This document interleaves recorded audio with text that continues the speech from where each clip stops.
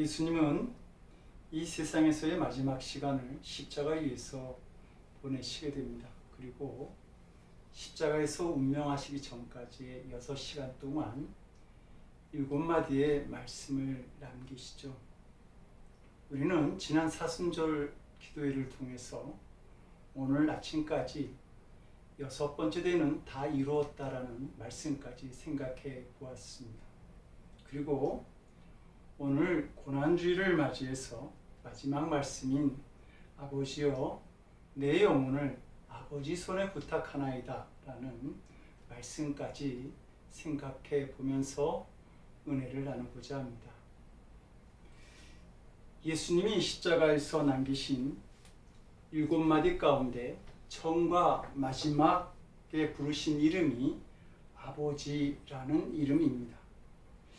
인생의 마지막 시간인 십자가에서 처음과 마지막에 부르신 이름이 아버지라고 한다면 예수님에게 있어서 아버지는 자기 인생의 전부였다, 이렇게 말할 수 있을 것입니다. 오래전 한국의 한 TV 예능 프로그램에 방영된 초등학생 2학년의 시가 대한민국 아빠들을 슬프게 한 적이 있습니다. 그 시의 제목은 아빠는 왜입니다. 엄마가 있어 좋다. 나를 이뻐해 주어서. 냉장고가 있어서 좋다. 나에게 먹을 것을 주어서. 강아지가 있어서 좋다. 나랑 놀아 주어서. 아빠는 왜 있는지 모르겠다. 초등학생이 쓴 거짓없는 시에서 엄마와 냉장고는 물론 강아지만도 못한 아버지의 무력한 존재감을 드러낸 것이죠. 이에 한 네티즌은 아빠는 엄마를 사랑하고 냉장고에 먹을 것을 채워놓고 강아지 사료를 주려고 존재한단다라고 하는 글을 남겨서 쓸쓸한 아빠의 심정을 대변하기도 했습니다. 우리도 십자가에 달리신 예수님을 보면서 자기를 십자가로 몰고 가신 아버지는 과연 신뢰할 수 있는 분이었을까라고 하는 의문을 가지게 됩니다. 왜 아버지는 죄 없는 나를 어느 누구에게도 동정받지 못할 죄인이나 지는 십자가를 지게 하시고 억울한 죽음을 맞이하게 하셨는가 하는 질문을 예수님은 가질 수 있기 때문이죠. 그리고 이 의문은 아버지를 외면하거나 기억하고 싶지 않은 분으로 생각하게 할 수 있는 것입니다. 정말 예수님은 그 십자가의 극심한 고통을 이기지 못하셔서 십자가 위에서 나의 하나님 나의 하나님 어찌하여 나를 버리셨나이까 라고 자신이 받는 고통을 호소하시게 되죠. 그러나 그 순간에도 예수님은 아버지가 아니라 하나님의 이름을 부르십니다. 십자가의 고통은 인류를 구원하시고자 하는 하나님의 계획 속에 있는 것이지 아버지가 주시는 고통은 아니었다는 말입니다. 그래서 예수님은 십자가의 극심한 고통 속에서도 처음과 마지막에 아버지의 이름을 부르시면서 그 힘든 시간을 이겨내실 수 있었습니다. 그러면 어떻게 예수님은 십자가의 고통의 순간, 인생의 마지막 순간에서도 아버지의 이름을 부를 수 있었을까요? 첫째로 아버지는 언제나 신뢰할 수 있는 분이었기 때문입니다. 겟세마네 동산에서 예수님의 기도하시던 그 모습을 보면 성경에서는 예수님의 핏방울이 땀방울이 되었다고 기록하고 있습니다. 그만큼 기도드리는 내용이 참 고통스러웠던 것이죠. 왜냐하면 그 기도가 끝나면 바로 십자가의 죽음이 기다리고 있었기 때문입니다. 그런데 예수님은 그 고통스러운 기도를 들으시면서 하나님의 이름을 부를 때 아바, 아버지라고 부릅니다. 여기서 아바라고 하는 말은 한국말로 아빠라고 하는 말이고 미국 말로는 데디라고 하는 뜻입니다. 정말 친밀하고 신뢰할 수 있는 아버지를 부를 때 쓰는 말인 것이죠. 땀방울이 핏방울이 되도록 고통스러운 기도를 하도록 만드신 아버지에게 지금 예수님은 아빠라고 부르고 있는 겁니다. 예수님에게 아버지는 자신을 어떤 상황으로 몰아넣으실지라도 신뢰하고 의지할 수 있고 친밀한 관계를 맺을 수 있는 분이라고 그렇게 고백하고 있는 것이죠. 설사 그 아버지가 나를 죽음의 자리로 몰아넣는다고 할지라도 또 인도한다고 할지라도 나는 아버지를 믿습니다. 그리고 나는 그분을 단순히 아버지가 아니라 아빠라고 부를 수 있습니다. 라고 고백하고 있는 것입니다. 예수님은 죽음 앞에서도 아빠라고 부를 수 있었던 이유에 대해서 누가복음 10장 22절에서 이렇게 말합니다. 내 아버지께서 내게 모든 것을 주셨으니 아버지 외에는 아들이 누군지 아는 자가 없고 아들과 또 아들의 소원대로 계시를 받은 자 외에는 아버지가 누군지 아는 자가 없나이다. 말하자면 지금 예수님은 아버지가 어떤 분인지 알고 계셨다라고 하는 말입니다. 예수님이 이 땅에서 복음을 전하는 삶을 살면서 경험하고 알게 된 하나님은 그냥 아버지가 아니고 정말 친밀하게 사랑을 나눌 수 있는 분, 고통 속에서도 언제나 신뢰할 수 있는 그런 아빠 같은 분이었던 겁니다. 예수님은 성경에서 아버지에 대해서 이야기를 하실 때에도 언제나 인자하시고 사랑으로 찾아오시는 아버지를 말씀하고 있죠. 탕자의 비유를 보게 되면 예수님은 아버지를 자신의 모든 재산을 가지고 떠나면서 자신의 마음을 아프게 했던 탕자조차도 언제나 기다리시고 기쁘게 맞이하시고 자신의 것을 나누어 주시는 분임을 우리에게 가르쳐 주고 계십니다. 예수님이 우리에게 가르치신 주기도문은 하늘에 계신 우리 아버지여 이렇게 시작되죠.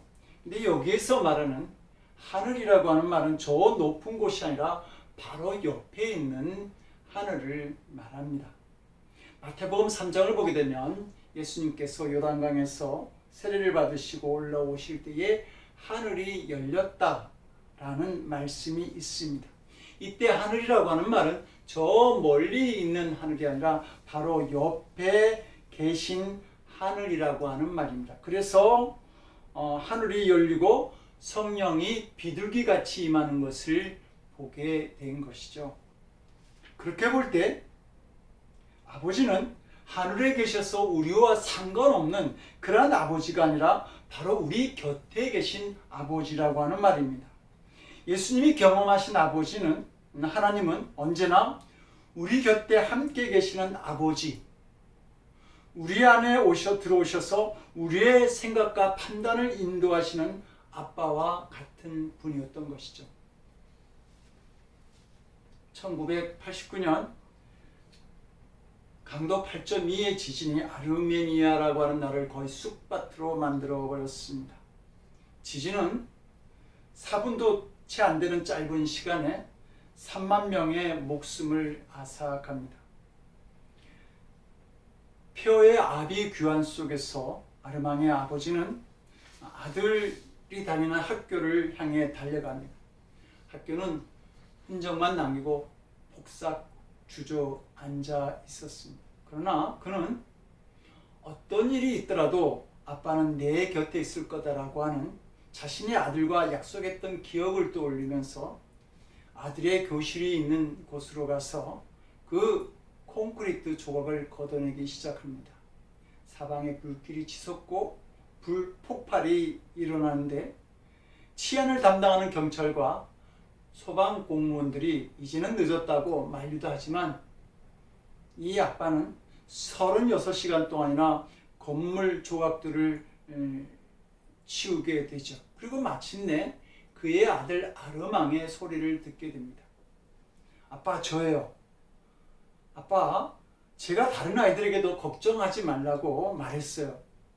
아빠가 살아계시면 틀림없이 저를 구하러 올 거라고 말했죠. 어떤 일이 있더라도 아빠는 내 곁에 있을 거다라고 저와 약속하셨잖아요.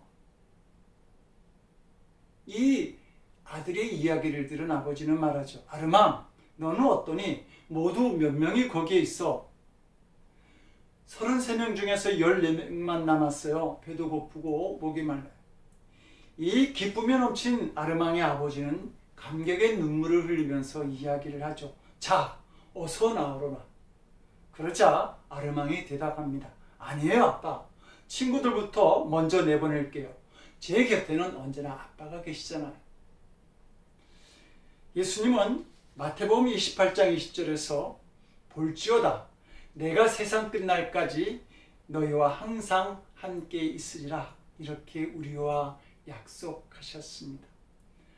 어떤 일이 있더라도 아빠는 내 곁에 있을 거다라는 아들 아르망이 자기 아버지에게 보냈던 그 신뢰가 하나님을 바라보는, 아버지를 바라보는 우리의 믿음 가운데서도 함께 있기를 원합니다. 이사야 선지자는 우리를 향한 그 아버지 하나님의 마음을 이렇게 말하죠. 여인이 어찌 그 젖먹는 자식을 잊게 씻으며 자기 태에서 난 아들을 국리히 여기지 않겠느냐. 그들은 혹시 잊을지라도 나는 너를 잊지 아니할 것이라.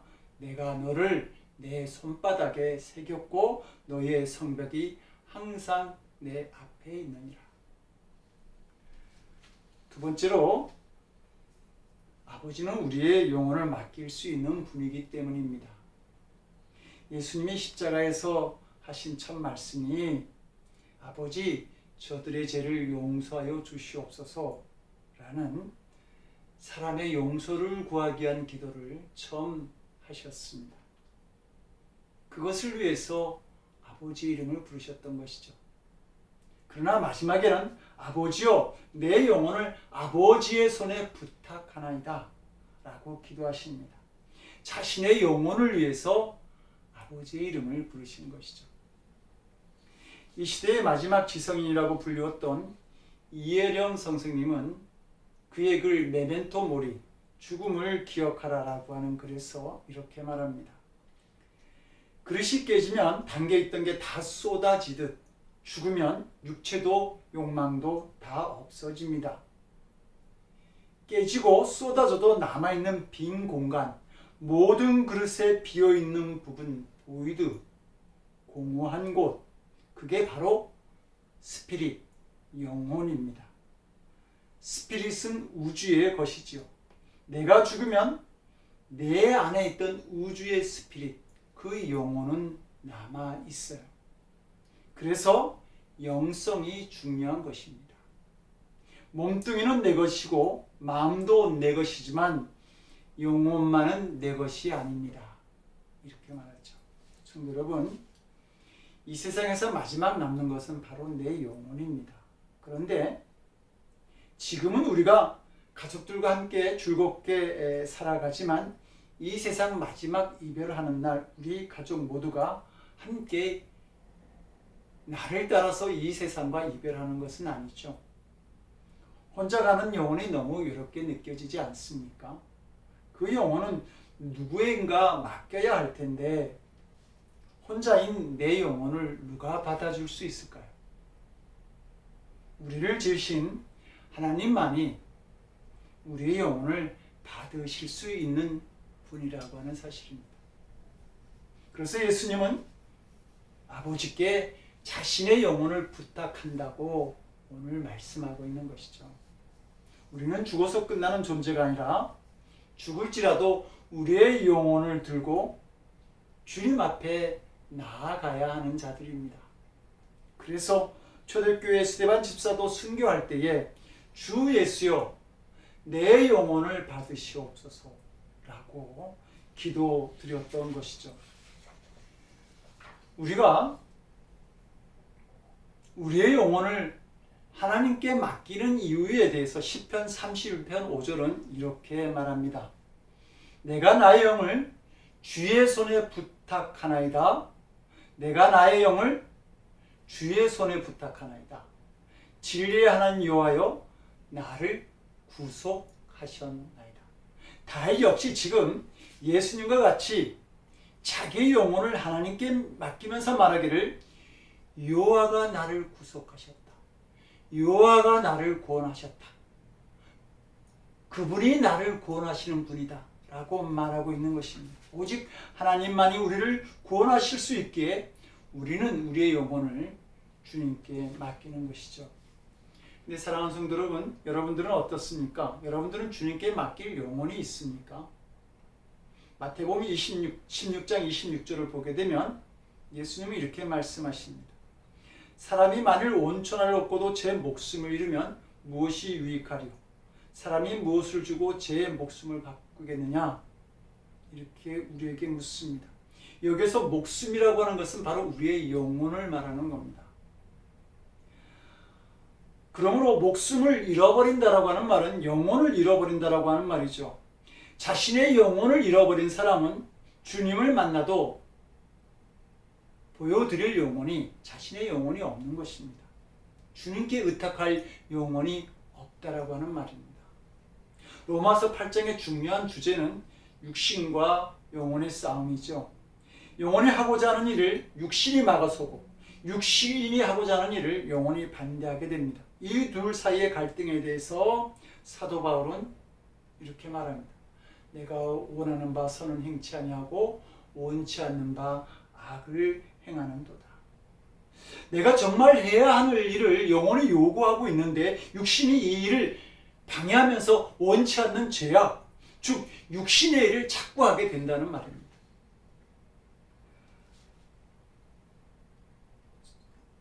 그런데 사도 바울은 육신의 일을 자꾸 하는 자신의 몸을 사망의 몸이라고 표현을 하죠. 그래서 그는 오라 나는 공고한 사람이로다. 누가 이 사망의 몸에서 나를 구할 수 있겠느냐라고 탄식하게 되는 것입니다.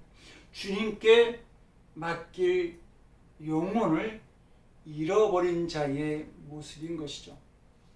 성도 여러분, 여러분들이 마지막 때를 맞이할지라도 주님 앞에 들고 갈 영혼은 준비할 수 있어야 됩니다. 예수님은 자신의 영혼을 아버지께 준비한다고 말씀하시죠. 그러나 사망의 몸으로 가는 사람은 주님께 맡길 영혼이 없습니다. 그냥 지옥으로 내려가는 것이죠. 그러므로 사도 바울은 고린도전서 9장 27절에서 말하기를 내가 내 몸을 쳐 복종하게 함은 내가 남에게 전파된 후에 자기가 도리어 버림이 될까 두려워함이로다. 이렇게 말합니다. 복음을 증거하면서도 자신의 영혼이 버림을 받게 될까 봐 조심한다라고 하는 말입니다. 사람은 죽을 때 평소에 자신의 모습을 가지고 죽는다고 하죠. 정육점을 경험했던 사람은 살코기를 좀 작게 썰어라 이렇게 하면서 죽어가고, 군인은 죽으면서 전쟁터에서 죽어가야 하는데 이렇게 탄식하는 말을 남긴다고 하죠. 성도는 자신의 영혼을 주님께 맡길 수 있는 믿음을 고백하고 죽을 수 있어야 합니다. 감리교회의 아버지 요한 웨슬리는 1791년 3월 2일 런던에서 87세의 일기로 주님 품에 안기게 됩니다. 그때 웨슬리는 가장 좋은 것은 하나님이 우리와 함께 계시다라고 하는 것이다 라는 말을 남기죠. 그리고 그 후에 그는 이삭 와츠의 찬송시 내가 찬양하리 내가 찬양하리 라고 하는 가사를 되풀이하다가 죽어가게 됩니다. 사람들이 기억하는 그 웨슬리의 죽음은 참으로 아름답고 평화로웠다라고 말합니다. 그럴 수 있었던 것은 그가 자신의 영혼을 주님께 맡겼기 때문입니다. 세 번째로 예수님이 십자가의 고통 속에서도 아빠라고 부르실 수 있었던 것은 마지막까지 자기의 정체성을 잃어버리지 않으셨기 때문입니다. 예수님은 하나님 앞에서는 언제나 아들이었고, 그리고 세상 앞에서는 언제나 인자, 즉 사람의 아들이었습니다. 예수님이 12살 때 부모님과 함께 예루살렘 성전에 올라가신 적이 있습니다. 그때 아들을 잃어버린 마리아가 예수님을 찾다가 예루살렘 성전에서 듣기도 하고 묻기도 하는 그런 예수님을 발견하게 됩니다. 그리고 놀라운 마음으로 왜 이렇게 하느냐고 그렇게 묻자 예수님은 내가 내 아버지 집에 있어야 될 줄을 알지 못하셨나이까 이렇게 대답을 하죠.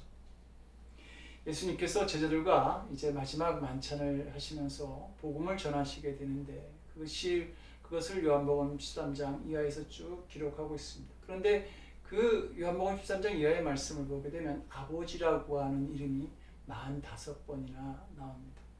예수님은 하나님 앞에서는 언제나 아들이었습니다. 그런데 사람과 마귀 앞에서는 언제나 사람의 아들이었던 것이죠.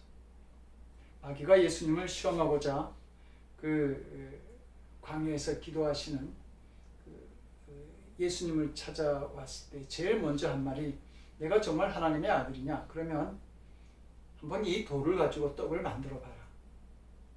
그런 질문을 했습니다. 지금 마귀는 예수님이 하나님의 아들이라는 생각으로 자기의 사명을 감당할 것인지 아니면 이 세상 사람들과 똑같이 사람의 아들로서 하나님이 주신 사명을 감당할지 분명한 자기 정체성을 물어보고 있는 겁니다. 그런데 마귀의 요청을 받는 그 순간 예수님이 이렇게 말씀하시죠. 사람이 떡으로만 살 것이 아니요. 이 말은 나는 하나님의 아들로서 여기에 있는 것이 아니라 사람의 아들로서 지금 여기에 있는 것이다 라는 분명한 자신의 정체성을 마귀 앞에서 밝히고 있는 말씀입니다. 만일 예수님이 그 순간 나는 하나님의 아들이야. 그러니 돌을 가지고 떡을 만드는 이 일은 너무도 쉽지. 이렇게 대응하셨다고 한다면 예수님은 마귀의 유혹에 넘어가시는 것이고 그러면 온 인류를 구원하시고자 하는 예수님의 사명은 감당할 수 없었을 것입니다. 예수님은 하나님 앞에서나 사람 앞에서 자기가 누구인지 자기 정체성이 분명한 삶을 사셨다라고 하는 말입니다. 성도 여러분, 어린아이들은 18개월 이후가 되면 내가 남자인지 여자인지 알게 된다고 합니다. 성의 정체성을 가지게 되는 것이죠.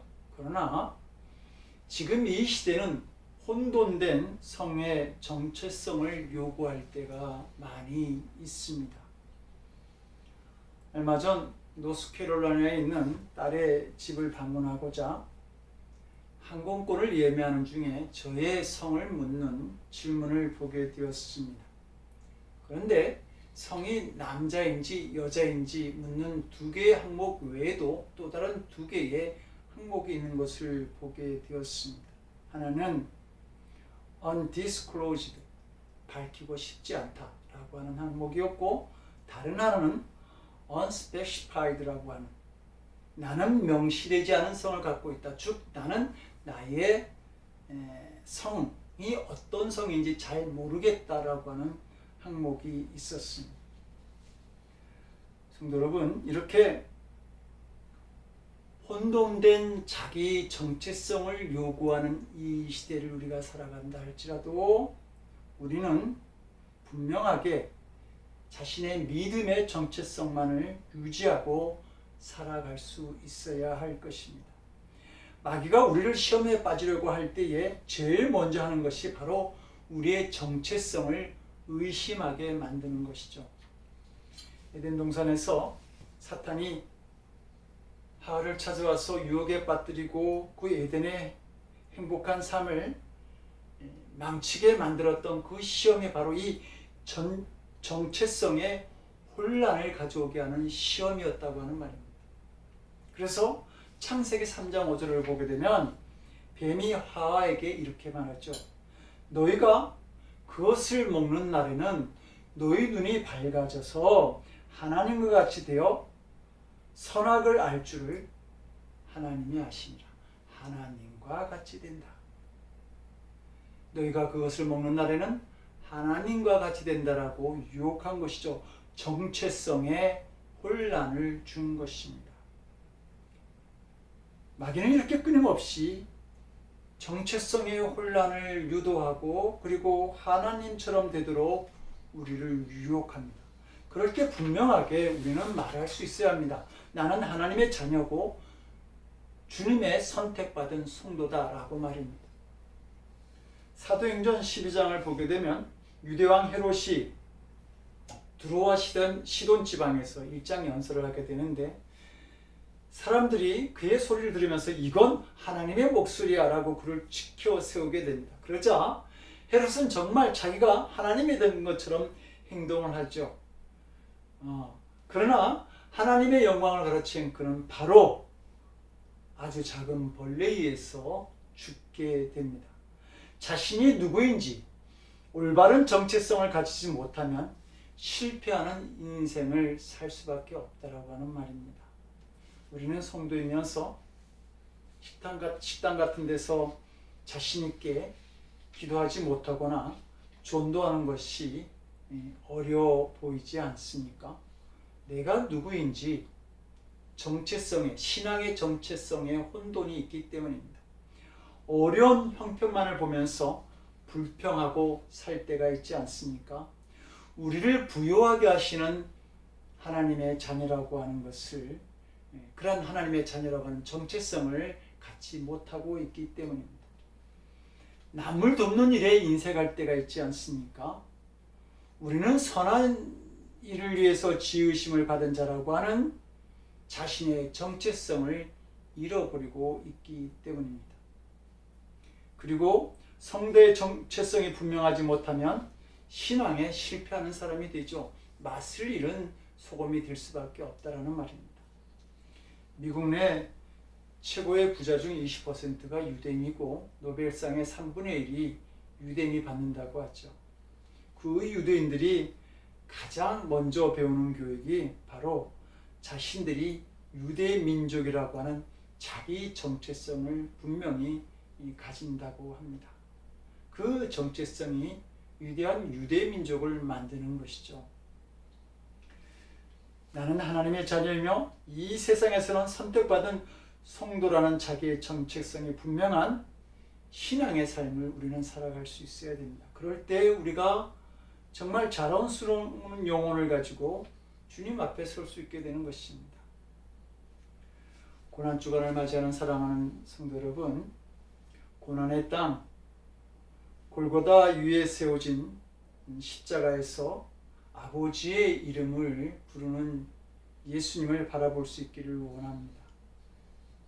그리하여서 어떤 순간에도 어떤 고난 속에서도 아버지 하나님을 바라보는 믿음의 사람들이 되어서 이 세상에서는 승리하는 삶을, 그리고 죽음의 순간에서는 내 영혼을 하나님께 맡길 수 있는 귀한 성도의 삶을 살아갈 수 있는 성도들이 되시기를 주님의 이름으로 간절히 축원드립니다.